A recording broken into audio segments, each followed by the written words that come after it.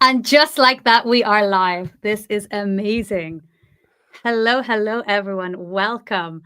This is really cool. We are live, not just on YouTube, but also on LinkedIn this time. So if you're dialing in from LinkedIn to watch us, this is super cool because we have no idea if this works. So I can see some comments come from LinkedIn. So I think we're working. So hello, everyone. My name is Debbie, as most of you already know, and I work for the Playwright team. And I have with me two of our, we can say, ambassadors, and also Butch is now Microsoft MVP. Ben should be, but he hasn't filled out paperwork, but he'll be there. He'll get there. I'll get there. So hello and welcome, Ben and Butch. Hey, thank you. It's been a while. I was trying to look. I mean, you've obviously done some of these, but last time we all did this, and it was, easily 4 or 5 months ago. Yeah, I had Kent on the last time. Yeah. Because we were doing the Discord ones, but the Discord screen sharing just wasn't working for us. And we just said, right, we're paying a lot of money. Screen share is not working. Let's just, sorry, Discord, I love you, but you're not doing what you should be doing properly. So yeah, we're here. And Ben, you've been busy. Parenthood and everything. I've been busy. Life updates. You have the twins. I have an 8-10 month, which I have no room to complain considering that you have twins you're dealing with. Hey, did we do an announcement in Discord? I might have missed that, but did we do the announcement, that the announcement channel? Because that always gets a bunch of people coming in. We did not, because you know what happened? I turned Discord off because the last time I had Discord on, it was playing the sound through it, and I was like going crazy, going, what's going on? But I will go ahead and post that. No. I've already asked people where they're coming in from today, and we've got a couple of people from all over the world, even as far as New Zealand. So that's pretty amazing. I love when we get the New Zealand people. I just bought a great teething cream from New Zealand, the Nude Alchemist. Brilliant. Just put it on here and then their teething goes away. Amazing. So I love, the New Zealand products. Perfect. So for those people who are the first time here, maybe Debbie, you could kind of set the stage. What is Playwright Live? Like, what's the goal of this hour? Like, what do you try to make sure gets incorporated? Like, for anyone this is their first time joining Playwright Live. Yeah, that's a great question. What is Playwright Live? I have no idea. It's just us going live. No, seriously. Playwright Live is about reaching the community, right? The community is the most important thing to us. So this is the moment that you can voice your opinions, your questions, your thoughts, your doubts, whatever you want to get through to us. We do not have the answers to everything, but we can at least try and answer it, or I can take those answers back to the team. So if there's something that's very like, oh, that's a great question, I don't know, I will bring that up in a team meeting and ask the actual engineers working on the product. So this is a great way for you to just, connect with us, with the ambassadors, with the and with the team through me, and also with each other. We've had people connect with each other before and share kind of things. What's on the agenda today is community updates, and that's kind of like, what the hell? We've got a couple of things that the community have done that I'd like to share with. Something that we've done that I want to share as well. So we've got the movies app. I want to give you a demo of that. Butch has got a new course out, and there's even a Playwright book, which I'll quickly go through that as well. So it's a lot of really cool things that you might not have heard about. So I want to make sure everyone knows about everything that the community is doing around Playwright, and then we'll answer all your questions. And if we've got time, we could throw in some other stuff. Who knows? We'll see where we go. Perfect. People are still rolling in, which is awesome, from all over the world, which is insane. Next time we should also ask people to put the time, because I'm sure it's very early in the morning or very late at night for some people. Already some questions, which is great. Cool. All right. So Debbie, what's going on in the Playwright world? What is new for you? I am sending in that message on Discord. That's I see you typing. So no, let me start off with something, and then I'll quickly do that. What we'll do first of all is, Butch, are you ready to take over? Do you want to go straight in and tell us about what you recently launched on LinkedIn Learning? Sure, we can try that. I'm going to attempt to share my screen. We'll see if this works. I might have to approve a few things. We will see. Let's see. Clicking the buttons. I think I have it so far. So I'm going to share my LinkedIn page. Can y'all see this? Hang on, not yet, because I have to press the button to make it onto the stage. There we go. All right. Yes. So this is, first off, if anyone is interested in learning Playwright, I've created a LinkedIn Learning course. It's definitely an introduction into Playwright. So if you've been in Playwright for 3 to 6 months and you feel like you've got a pretty good grasp, you'll learn a few of my tricks, but a lot of it will be very straightforward. But I'm just going to click into what this looks like, and if you've done LinkedIn Learning before, you've probably seen this before. But I've got an introduction where I just go through why I choose Playwright, why I think it's a good choice. I also introduce some GitHub action, our GitHub files. So these are files that basically help you as we code along against a real, a test application in the cloud. I walk through what it looks like to install Playwright, configuring your projects and whatnot. And then where it really gets fun is in chapter 2, where we actually work through what are the different tools that Playwright offers, what are the different ways you can use those tools. So I talk about locators and how to use those, what are the best practices, an overview of assertions, and then actually walk through writing tests for each of these. And then there's a nice little challenge at the end. And then in the third section, again, a lot of this is very high-level intro, but with some hands-on help. I do talk a little bit about maintaining Playwright tests. I feel like this is, it's really easy to get started, but when it comes to like maintaining things and keeping a test automation suite up and running with, less flakes and whatnot, it gets a little harder. So we talk about some different ideas around that and just some of the different tooling around that. So this is my course. I have shared it out on my LinkedIn Learning. If you are on LinkedIn, you should be able to follow that link that I just posted in the chat. Hopefully it went to all the chats. I'm not sure. And you should be able to see that and sign up for it and take it for free. So that's kind of like a nice thing that we've got. So I'll also point out, like, there's another Playwright test out there, or Playwright design patterns that Mr. Kwambar, I'm not sure if I pronounced that right. I think it is. So he is out there. He's created just something around design patterns where he walks through some more in-depth content. So fixtures, the page object model, how to use BDD or data-driven testing kind of with Playwright. So I recommend you go check this out too. If you're past the beginner level, go give this a go and go have some fun learnings. And I'll shout out, by the way, if you want something more informal, there's fantastic YouTube stuff all over too. And like, people have playlists of like 72 videos of how to get into Playwright, how to get started with Playwright. Not that I'm trying to take a shot at the training that you just talked about, but if you like non-linear education, where I got started was all YouTube. So it's fantastic.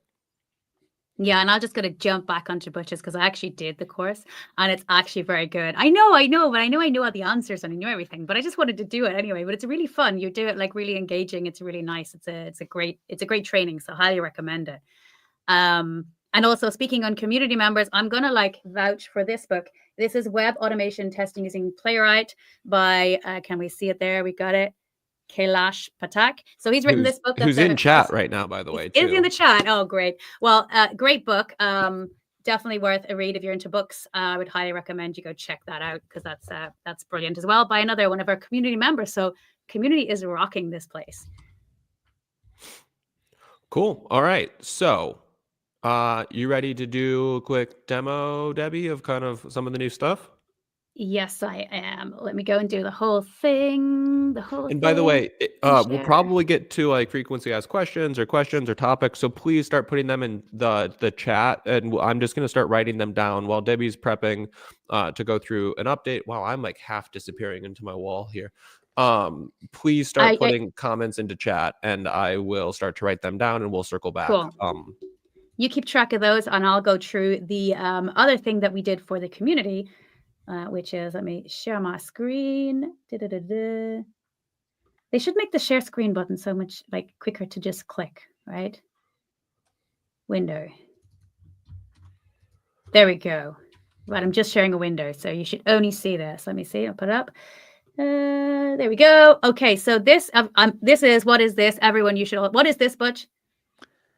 This is the This is UI mode. I was going to It's say UI mode, exactly. I almost said trace viewer, but I'm like, I saw on the left-hand side, we've got our play buttons and our watch modes that are also handy.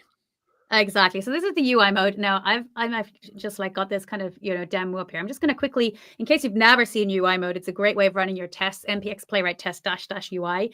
And you can filter for your tests, or you can, show the pass test, skip test. And these are the 3 projects I have, right? I've got a setup project, I've got tests that are logged in, and then I've just got like normal tests. So I'm going to basically, I could run all the tests. They might all fail. Like I have absolutely no idea. But I want to just show you what we built. So this is basically a Git. It's on actually my personal GitHub repo, and it's called the movies application. This is running the login setup test first, because before we log in, we have to actually log in. So if you wanted to check out how do you do that setup, how do you do projects, and how do you run like tests that you need to be logged in, check that out. And we've also then got the API spec if you wanted to do API testing. So I've got fail test already, right? So this is great. What happens when you got fail test? You got to debug it. So you've got down here. Oh, I'm running my own app. Oh my God, look at that. You see, typical. So this is not the right one. For some reason, I have put in localhost 3000 because I'm running my own personal website right now. So UI mode is trying to connect to my website rather than the actual movies app. So that's great fun. Anyway, that's why login failed, because it can't find it on my personal website. This is really cool how when you're messing with the web servers. So let me go ahead and I'm going to have to restart. I've got like 7 code versions open, which is like very funny. So I'm going to have to close. Your computer hates you right now, by the way. The VS Code uses a lot of memory. It's funny actually how it did that, right? It's funny how if you have it on another VS Code, another app open on localhost 3000, it's going to find it. It's actually really, I was never expecting that. But that's I also funny. chronically have like 13 cursor projects or VS Code projects open at any given time. Yeah. So I'm very bad at it.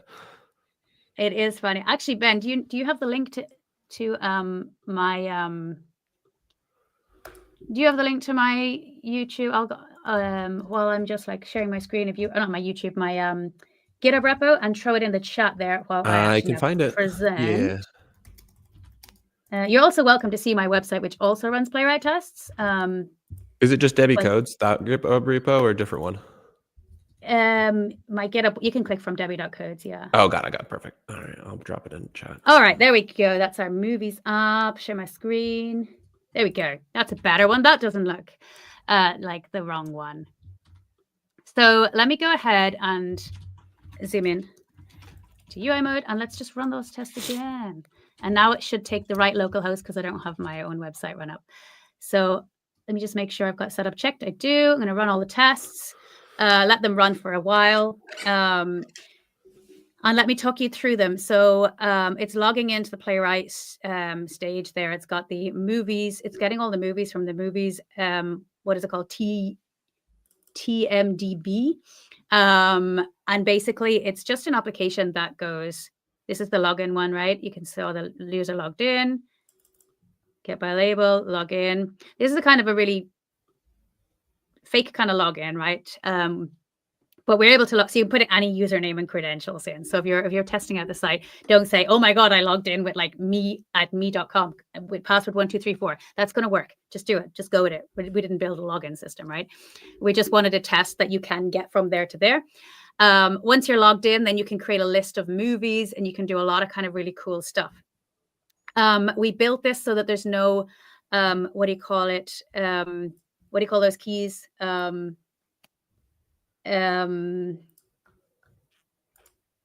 Like you don't need to create an account with TMDB, and you don't need to have one of those keys to make it work. It's just going to work, right? So is it just using local storage, or it's using an Azure function under the hood Gotcha. to do all that kind of stuff, so that we have that database kind of cached. So it's never going to get a new movie unless I go and tell the Azure function to go and fetch that data. So you're probably going to always see the same movies, but if one day I might update it. But anyway, these are all the tests. So we've got like the login. Now the manage lists, this is really nice. I actually did a before each. So if you're using like before each, you can go through that, like create a list, what you'd do before you'd create that list. Yep. You fill out the names, and then you would go to the menu and you would basically create your list, right? And then you'd add your movies. So you could edit the movie. You should add and delete the movies. And this is like cool, like just going through the tests like this, right? Add an image to it, and then you could be able to share it, and then you should be able to delete the list, right? And then I've also done it with fixtures. So if you don't understand what fixtures are, this is a really nice example of the same thing with before each, but instead of using before each, using fixtures. And that means you could share that across if you had multiple tests. So it's a nice example. Do check that out. And then there's some like basic ones. If you're logged out, there's the API spec, the movie categories. You can come along here and see the source. Let me go in here. And you can see how to do API testing. I know, Butch, you're very good at API testing. So you have a lot of information and blog posts and stuff as well on that, I believe. I do. And I like that, this specific test, from what I can tell, is actually not even opening a browser, right? It's using Playwright, exactly, just the request function. So, Playwright is already super fast when it comes to like opening a browser, like I think the fastest around, but this shaves another, half a second or whatever it takes to kind of open that up off your test. So I like what you're doing. And just so in case people are curious, like why we're looking at a movie app, and I know you've said this, but just to repeat, right? So like this is a tool and a set of tests designed around a tool where it's kind of more of a practice environment. Is that kind of a fair way of sharing it? Because I know other frameworks have their own little playground apps that they sort of use demos with, and this is what you guys built in to sort of add to that. Is that, I'm framing it correctly or no? Kind of. So basically, I wanted a demo that I could write tests on, because otherwise I was building all these mini tiny demos, and that's like, frustrating, but it's not real world either. So I wanted to try and get a real world example. So we basically forked the movies. This is actually built in Next.js. So it's a Next.js application. It was built by Adios Mani and crew, and we forked it. It's open source. You could actually take that same application and build all the tests from scratch based on that actual movies app. You could do it yourself from scratch and see if you could come up with the same things that I came up with. We did modify some things because we didn't want to be hitting the movies TMDB database all the time, and so we made some minor changes and we improved some things just to make the tests better. Like we built our own login to not go through their login and stuff. So there's a couple of tweaks to it, right? It's not a perfect application, so do not take this code base, look at the next application and go, wow, Debbie's code is terrible, because it is, right? Because it's not my code.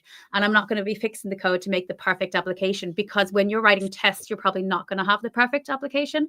So this has been a great way for us to learn as well on, the struggles we have in picking the right locators based on, what we have available to us and how would we go about it. And there's got some lovely, like there's, obviously our normal locators and stuff in here. We've also got some area snapshot testing. So if you wanted to see how to do that as well. So this is a continuous learn in progress. It's going to be constantly being built on, modified, improved on. And I'd love your comments on it, and, tell us if you like it. So yeah, I think that's all. This is like, don't work with console. The console's terrible. Next state is like, and we need to update the app. We need to do so much with the app. But PRs are welcome, by the way. But this is a great way of seeing. Yeah, go on. I think it's okay to say, right? I mean, none of the apps we're actually testing or writing code against or automation code are perfect, right? They all have their flaws. They're all in development or in some state of development, right? But hopefully they're providing the value to the users that are needed. So it's, this is kind of good enough for what we need, right? And hopefully, seeing, hey, we've got a bunch of console log errors or whatever it is, right? You can think through, well, if I have that in my app, is that expected? Is it not? If it's not, like, let's write some Playwright code to validate that they're not there. Exactly. And there's a lot of cool stuff that I'd love you to play around with and give feedback on as well. And tell us, oh, I would have done this way, I would have done that way. But yeah, this is definitely not a perfect application, but it's a very real world application. So definitely go ahead and try and run the test, write the test yourself, and play around with it. Sweet. And the other thing that I'll point out that this is always a great exercise with, and this is sort of one of the things I talked a lot with automation engineers, is that there's so much beyond just end-to-end UX UI and even API tests, right? Thinking about test data strategy and thinking about stuff like what seeding tests like data looks like, and thinking about how your tests interact with existing unit tests and integration tests, and all of these sort of mosaic that is test automation beyond just the one piece that Playwright plays in it. When you have these demo apps, that's one of the areas that I think it's really a great learning experience for, and it's cool to like have that as a starting point. I know it sounds a little bit high horsey, but just calling it out. Yes, no, good. It's good. And I seen you said you can't share links in the chat. I'm getting an error every single time I try to share a link in the chat. You don't have permissions. We wouldn't give you that kind of permissions. Dangerous. Dangerous. If you're ever like stuck, just go to my website, debbie.codes. And then like click on the GitHub and you'll see it there. But you'll also see it in the end of our like blog posts. We're also like adding that link in there. So you'll find that in there as well. But I will share it in the chat because I do have permissions. And in the meantime, yeah, any questions on the movie? Yeah, so I've written down a couple. Oh, sorry. I was on the movie. I was going to say I wrote down a couple questions people have had in the meantime, but we'll pause before and see if anyone has any questions about movie app or use case or how to get to it. I've done a poor job of sharing it in GitHub. Maybe Debbie, you could share the link. The repo is Debs O'Brien, and then the project is Playwright Movies app. Yeah, I need to pin it as well, but it's I need to make it easier to find. But let's post it in here. You should all get it. And give me a star because it makes me feel great. It's got 37 stars. I'm like, oh, I'm rocking the world with 37 stars. Like, ooh, imagine getting to 50. Okay, so questions so far. Couple things. We'll do some rapid fire stuff just to get started because there's a couple ones. Does Playwright plan to implement visual comparison like AppUtools? Playwright does actually do fantastic visual comparison, but it's probably one step below AppUtools. Take screenshot and compare screenshot. I'm trying to remember the specific method name. It's what's the Snapshot. Yep, Snapshot. Does a really nice job, particularly with expects. You get in the reporting, it'll highlight differences. You can set sensitivity. You can see actually it'll highlight what the specific differences are. Kind of an unknown thing I find in the Playwright community, but one that I really like a lot. Anything you guys want to add on implement visual comparison?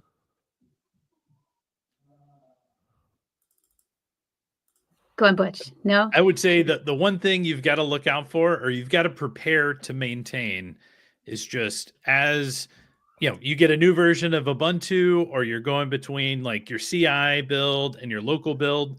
I've found I've had to kind of create two different snapshots, right? You've got your local snapshot and your CI one. And then building a way to kind of quickly create new snapshots, right? When they change, when the expected change failed the test and we're like, okay, let's update it. Just having a really easy way to kind of update those snapshots. You can do that really easy using Docker containers and crafting the right command to kind of rebuild those really quickly. But that's kind of like the one thing that will get anyone just kind of first getting into it. You're gonna be like, it works locally, but in the cloud is failing. The other thing that comes to mind is I would recommend not screenshotting the entire app. You can screenshot specific locators. And so I find it to be most effective when you're just screenshotting the areas of the app that you specifically think you want to test. That way you're not dealing with dynamic fields that might change, like date and stuff like that. Cool. All right, let's just rip through some more. I just thought that was funny. Me and Butch both with the link in LinkedIn right at the same time. It was like, do now I have permission? Or do you guys, you just are both more special than I am? No, well, it's just LinkedIn is different permissions. You probably have permissions on LinkedIn, but not on YouTube. But I could do the YouTube one, but the LinkedIn I couldn't do it through StreamYard. I got to go to LinkedIn to do it. So it's a bit different. Is there a way to use Playwright to deal with 2FAs? I have a couple Yes. of sort of solutions in my head, but I'm curious your guys' thought process. Besides just tell your devs to turn them off and test. But go ahead, sorry. Yes, I mean it really depends on what kind of 2FA and what how deep the integration is. So I actually wrote a blog post on how to do this using the 2FA auth code, right? So, but to be able to do this, you kind of have to know the secret behind the auth code, right? So if you just have like your authenticator or your Microsoft Authenticator app up, and you've got the 6-digit code that changes every 30 seconds or so. If you just have that, you kind of have to know what is the secret that's actually generating that code. But if you have that, there are libraries that will allow you to, call the secret, generate what is the current code, and fill that in your Playwright test. So yes, you can do that if you have the right test data and kind of libraries kind of wired up. I can share my blog post where I kind of walk through that, but it's possible. Yeah. If it's via email or text message. Have you done that, Ben? I have done that. Am I allowed to say third-party tools, Debbie? Is that not something? Sure. Okay. MailSlurp is one third-party tool that I have used. It specifically basically creates ephemeral inboxes and ephemeral phone numbers that can receive 2FAs. Then you just access it with an API, right? So you trigger the 2FA. Then you get a webhook with MailSlurp, for example. You then get the 2FA through that API, and then you input it at the browser. So very doable. reCAPTCHA is a different beast. I don't know if reCAPTCHA is something that anyone deals with, but I think that that's a sort of a different beast. And you should turn that off. Generally speaking, that's just probably you should turn that off. Okay, other Ben, questions. I'm going to stop you for a second. I'm going to put this up because I quite like it. Area snapshot can be a nice substitute to UI snapshot. So this is definitely UI snapshot. What's the difference and why? If you're taking a snapshot, you're taking an image of your actual browser, your page, right? And you know what browsers are like. Safari does a little bit different to Firefox, a little bit different to Chrome. So you can have like tiny minor pixel differences. And that's quite frustrating because maybe it's not that important to you. Or also maybe some CSS changes because, we change CSS in the front end all the time. And just by adding like 10 pixels into the padding, now your screenshots are going to fail. And using the area snapshots, you're basically going with the area, the accessible names of your elements. And that's a much better way for me to test. And I would personally, like I have in the movies app, I have one that's basically testing that whole movies page and doing it as an area snapshot. And I'd love you to kind of take on that idea of, is this kind of like a nice replacement for UI testing? Is it not? I don't know. That's up to you. But definitely do snapshot testing, area snapshot testing, even just for a small part of your website, instead of writing to have text and putting in a big long array of like all the stuff that you need to update. Really, really fun. So do test it out if you haven't done it.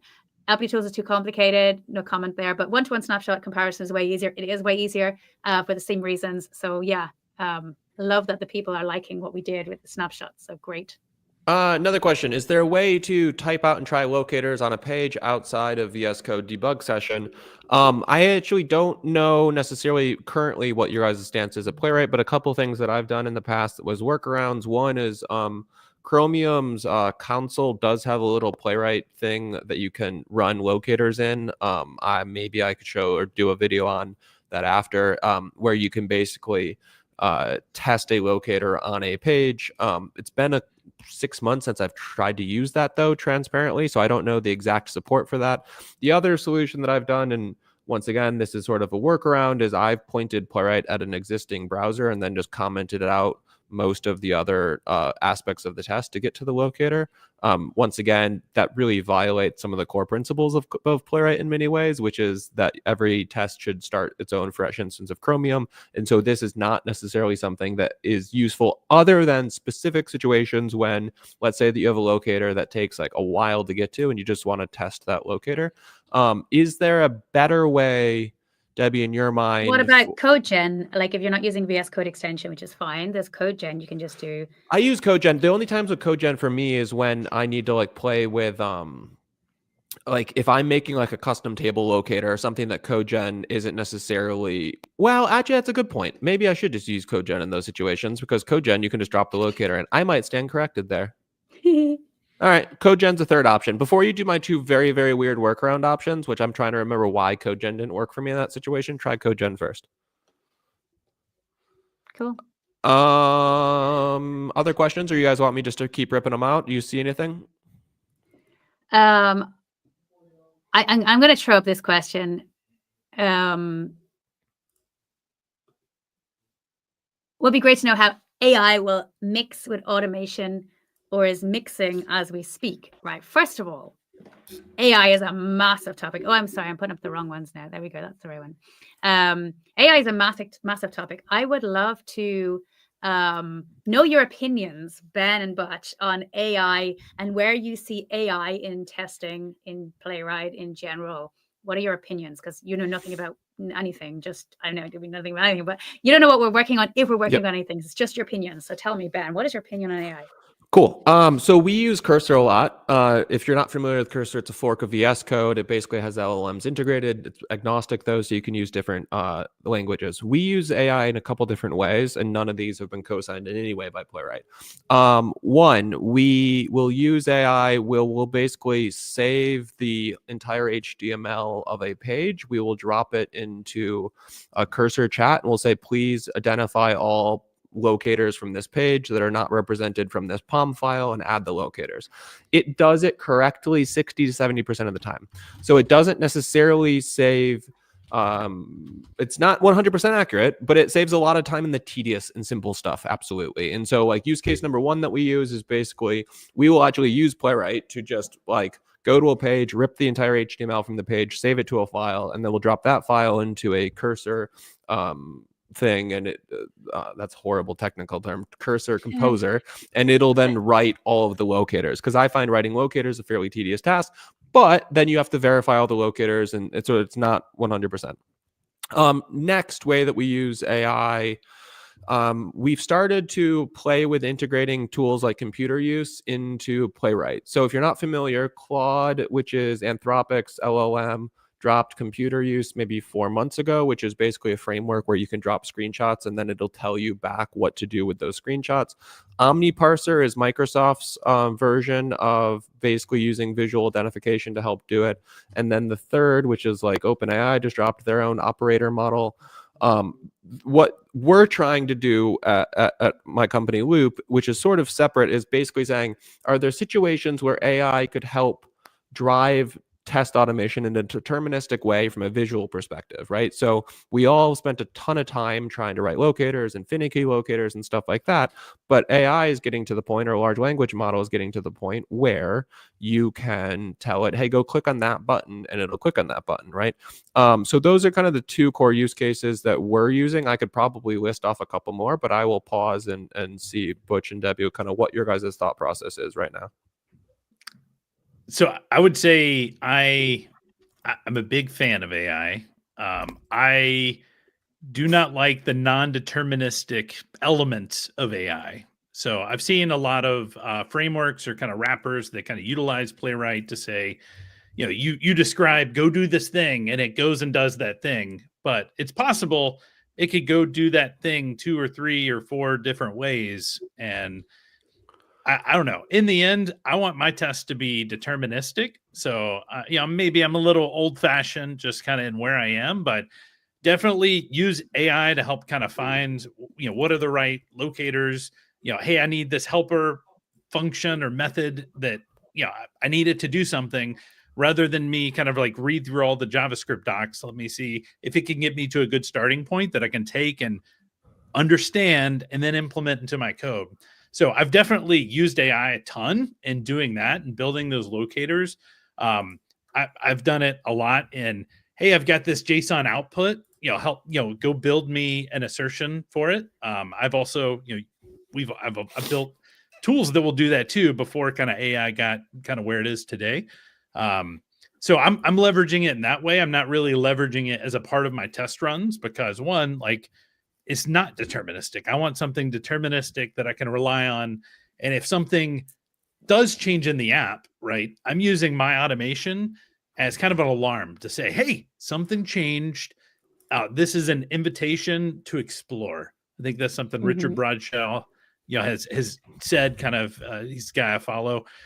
it's an invitation to explore. So we're going to go explore. We're going to go make the decision. Was that on purpose? Is there a bug in our automation?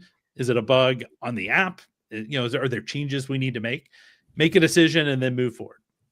Yeah, but I'll co-sign on the data creation side of things too. When you're dealing with APIs specifically and you have massive data objects, particularly if you have schemas that are good, just when you're just creating a bunch of static data to run through the test and you don't want to use like Faker or something like that for some reason, dropping a schema and just being like, hey, generate 5 instances of this data object with these variations, and it does it in like seconds, and that has been an amazing time saver.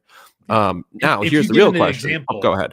If you give it an example of this is what I want it to look like, yep, this is what you're going to get back. It's actually quite nice. Easier. It's all about prompting, right? You've got to tell it what to do the right way, because if you tell it the wrong way, it's going to give you something else. Yeah, I mean, what I say to my team is AI is an amplifier in many ways. If you know what you're doing, it's going to amplify really good practice as long as you control it. If you don't necessarily know what you're doing, you have to be very careful because it can amplify your mistakes really quickly, right? And that's kind of the core element of it. I am curious, Debbie, kind of what's the current perspective for you guys as the Playwright team, the dev, kind of what can you share? What's your guys' conversation? Because I would imagine you've heard it from 1 or 2 people that this is something that they'd be curious about. Let's straight to the point. Everybody wants AI, right? Because none of us want to actually work anymore. We just want to get paid. That's the truth, right? That's why we want AI. We want AI to take over, do our job for us. We want to sit back, have a coffee, and just say, hey, do this, and then get our test run, bang, and go home. And that's great. And that's kind of starting to become a reality for a lot of people. There's a lot of people creating some great third-party projects on creating tests and things like that.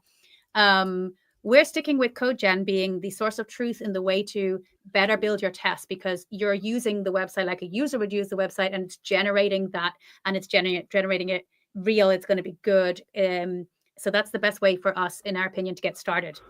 However, AI is great for fixing things when you have like tests that are not working, or and you've got something that you want to like generate some more of, or refactoring is great.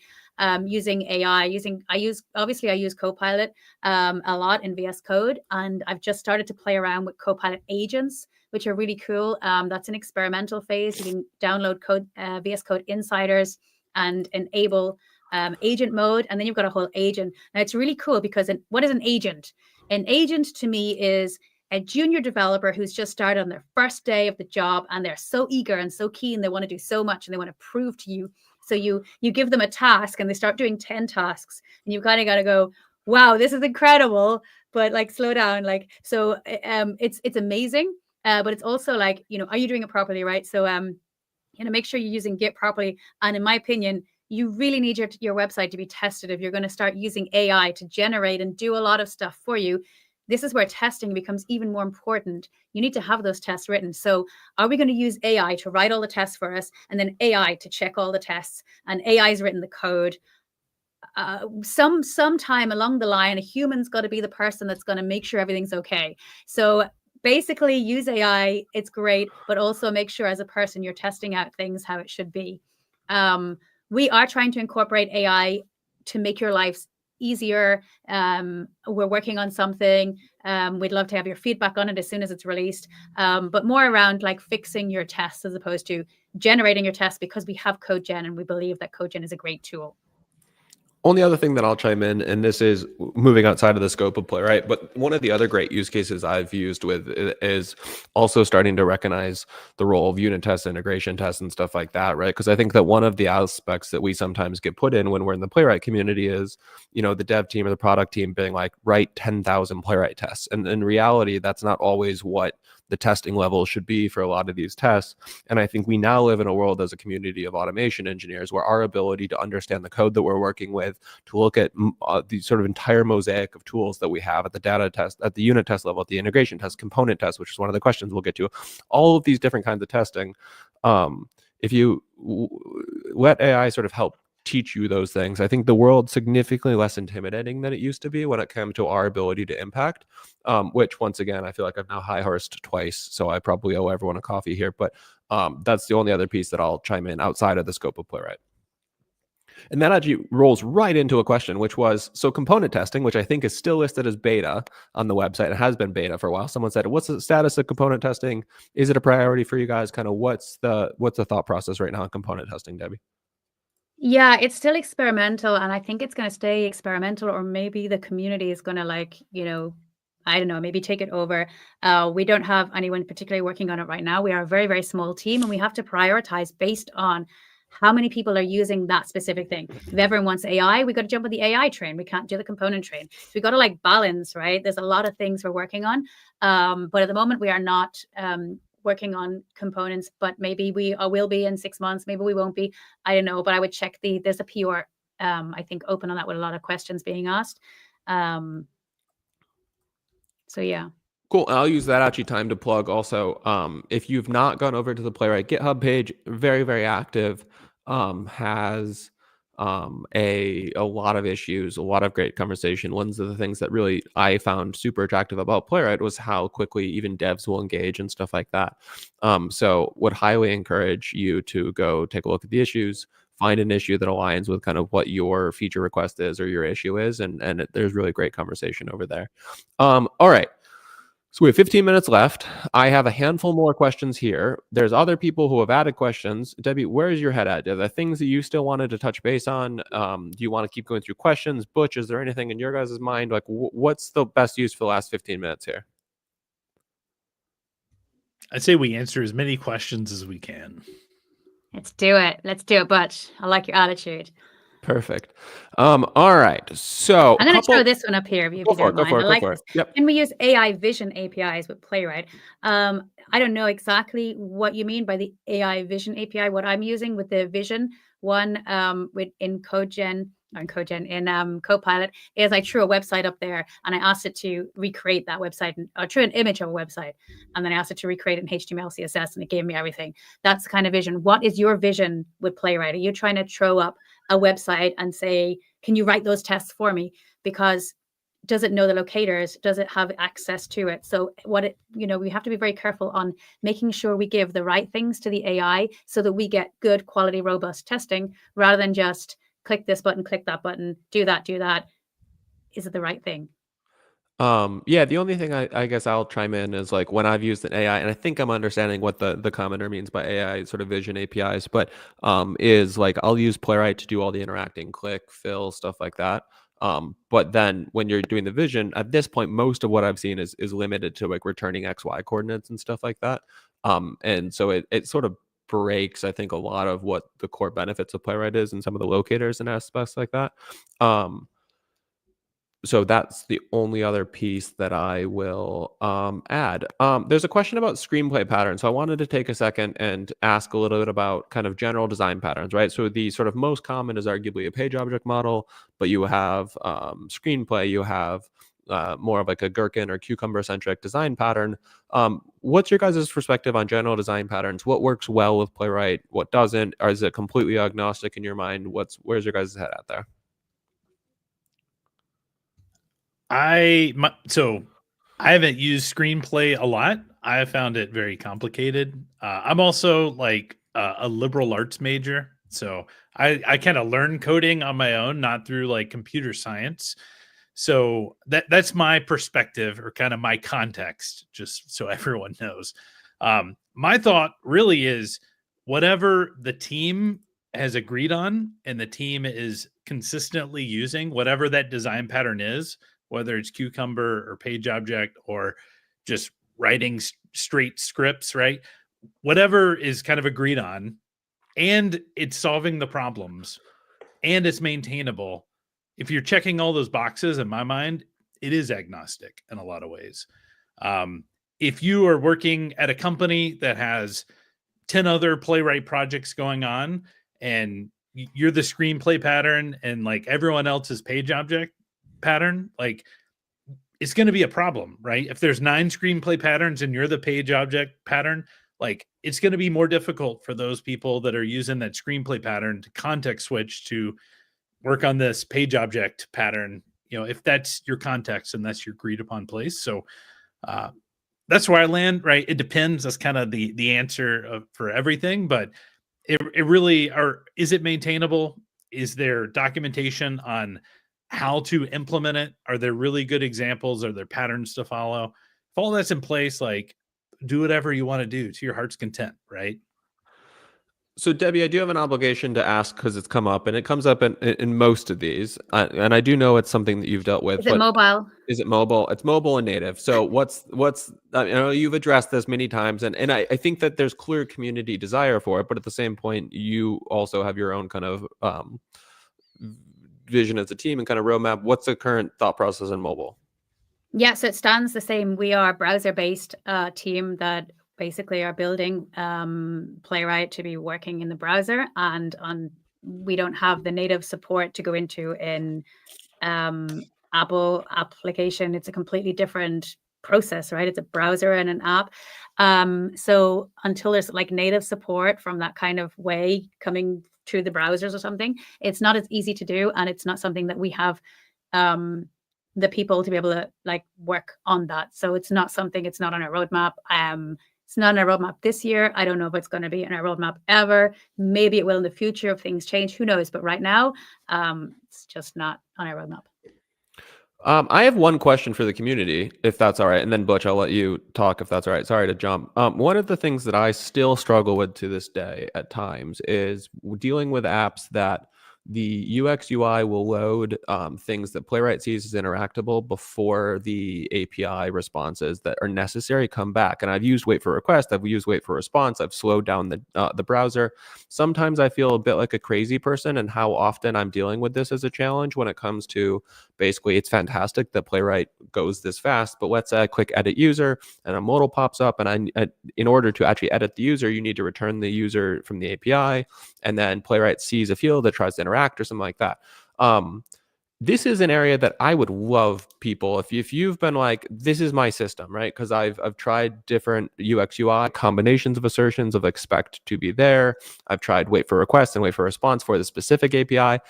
Would love general people's feedback on it, because the one area that I struggle with flakiness in Playwright is the specific use case.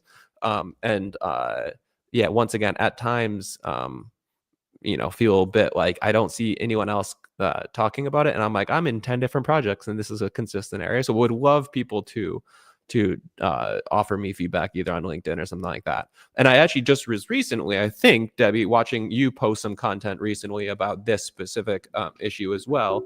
And then Butch, I know I owe you because your hand was up, but that's my one ask for help, unless Debbie, you're just going to tell me that there's best practice that I'm completely ignoring. Yeah, go Butch. Oh, I mean, in answer to your question, entirely. Sorry. How is it? I have a different topic. Yeah, you got to answer Ben first. You're not off the hook. I actually wasn't listening, Ben. I was reading the comments. That's all good. All good. All right. That's my ask for help. DM me on LinkedIn or something like that if you know solutions to help me out. All right, Butch, your topic. Yes. I mean, that is one of the problems, right? With flaky test, it's waiting, it's timing, it's state, all that stuff. Yeah. Wait for response has been the thing that has helped me the most, Ben. Yeah. I know it's not. All right. You wanted to talk about something. What? I do. Yeah. Okay. I'm just going to jump in, Ben, because when it comes to weights and stuff like that, it's a massive topic, right? But it depends on everyone's website. It depends on so many things that it's like there's no one easy answer.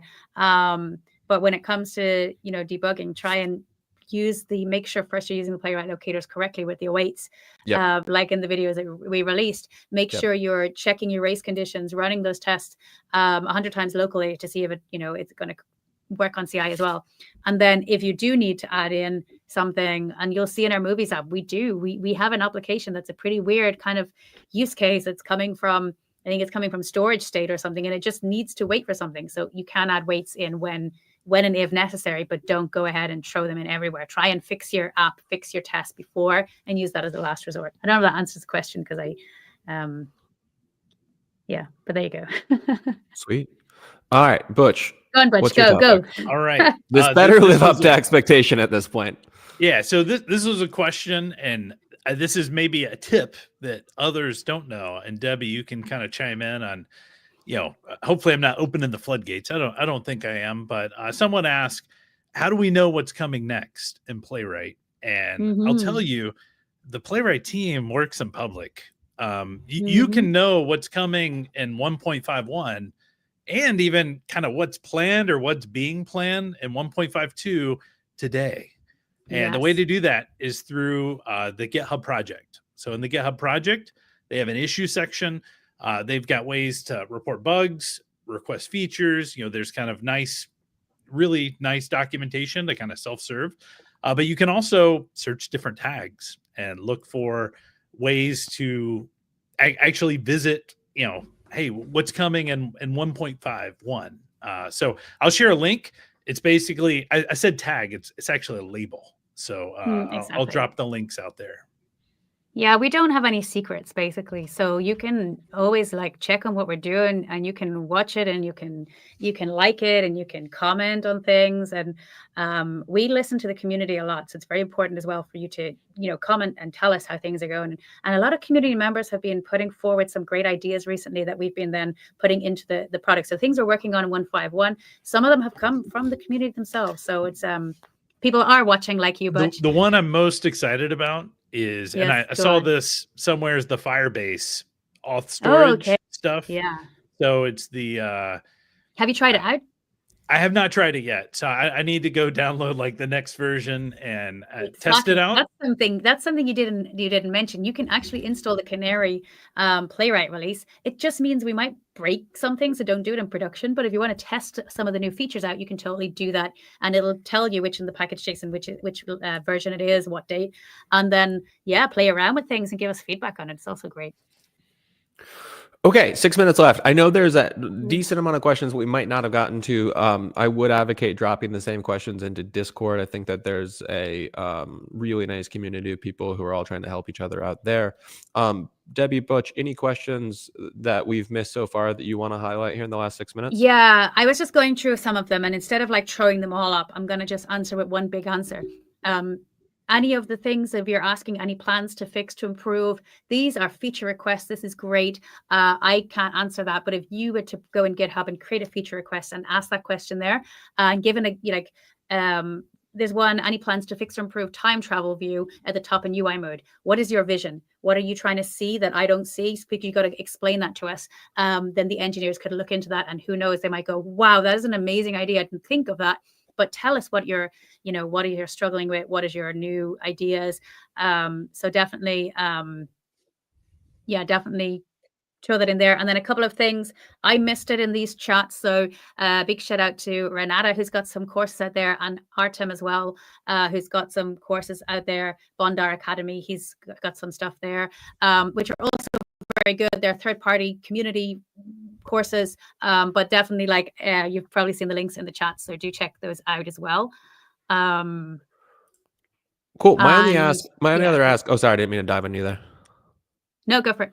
What other kind of events do people want to see? Because one of the ideas that I was thinking about hosting is more of a show and tell, where people can just bring interesting solutions that they've had and show code and have conversation. One of the goals I have for 2025 is to have more people showing code to each other, because these kind of conversations are great, but it's inherently pretty high level informative, as opposed to hey, these 5 people have these 5 use cases with code. If this is interesting to you, them show.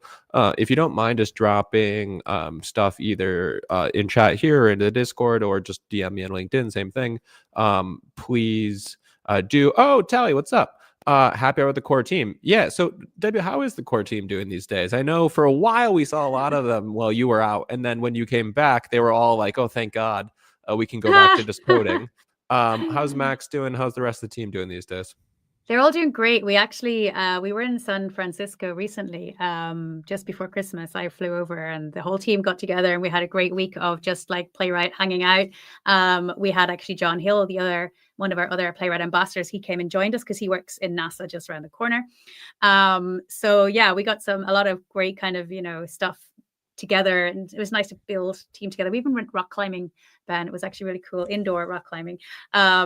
So we've done some great team building. The team are great. The team are working hard, as always. It's not always easy to get everyone, because we're in different time zones as well, and we have different a lot of priorities and stuff. But definitely happy hour with the core team. I can put it to them and say, hey, The community wants to see you alive. Some of the team members are a little bit camera shy, you know, they don't want to be seen in public. They kind of like to be hidden behind, you know, those GitHub PRs, and we have to respect that as well, right?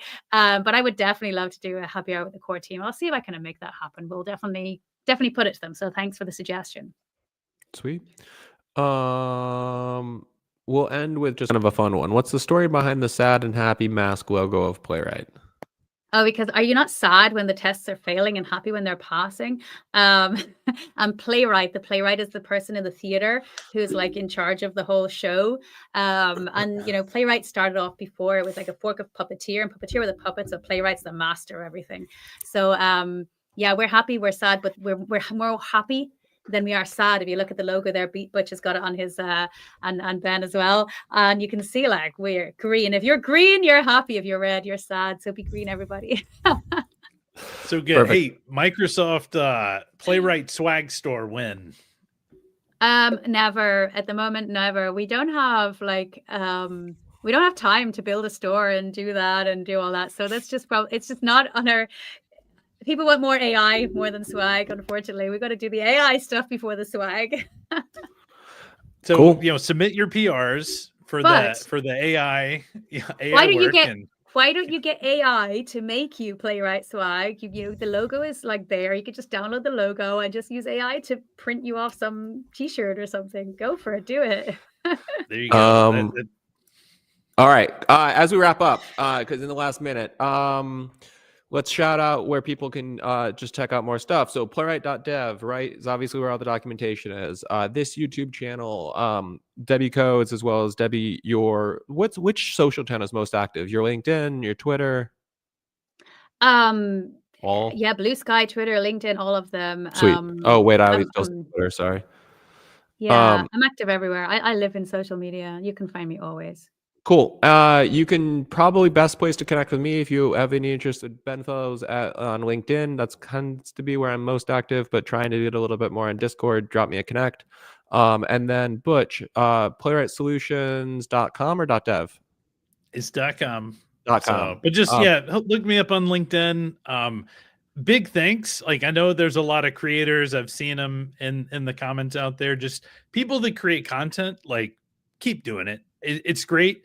That helps kind of spread best practices and how to. I mean, that's what got me into Playwright, is really just saying, hey, I've figured out a way to do it. I want to write this down so I can come like search my site a year later and remember how to do it.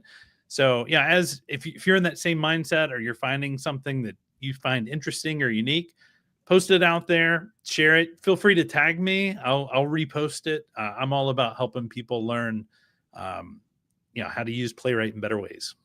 Cool. Yeah, that's great, Butch. And we share it in the Discord channel as well. We have like, an article section. Put your article in there. And even if one person reads it, it was worth writing it. So just like go ahead and do that. And I'll just kind of mention our videos. We've just started experimenting with some shorter form videos. I would love feedback on. I read all the YouTube comments on those videos. So do like, if you I look at the likes, I look at everything. So do write and say, yeah, I want more of these. Tell us what you want, because we're here to create that content for you. So yeah, do let us know. All right, Debbie, final words yours. That is it. Thank you so much, Ben and Butch, for joining us today. It has been so much fun to have this back again. And we're definitely going to be doing more of this sooner than later. Thank you, everyone, for joining, especially from the LinkedIn people. We've got a lot of comments in there from LinkedIn, from YouTube. Amazing.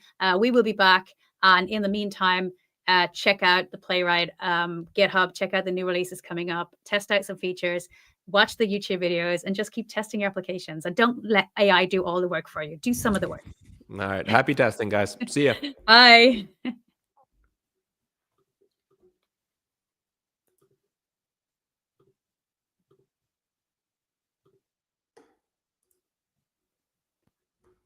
It's ending. I promise.